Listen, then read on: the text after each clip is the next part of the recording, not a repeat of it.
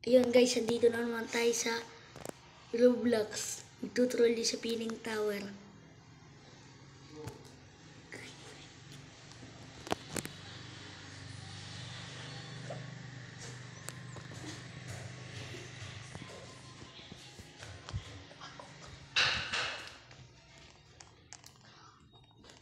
Okay.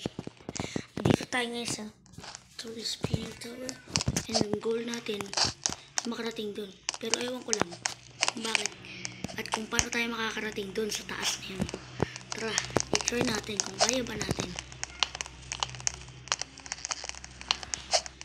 Sa pagkakasi sa guys sa Code M, naglalagay screen recorder natin. Tanyo nga guys, para tayo makakarating dun. Dun pa lang nalalaglag na tayo. Para nakaslap tower tayo, no? Medyo mahirap din kasi troll sa Pining. Kaya po ganyan ang kamay ko at ang pa ako. Kasi po, naka-sleeper build po tayo ngayon. Kaya nakaganyan ang ating katawan.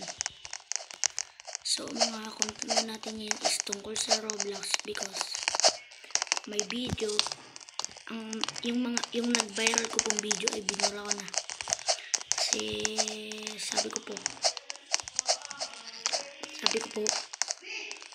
naku po, paano to? Mukhang kailangan natin mag-turn up ng wifi guys. Tingnan nyo guys. And then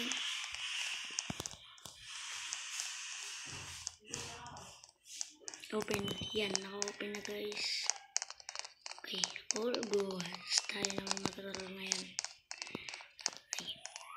Nahirap. What the? Guys, nag-reconnect na yun.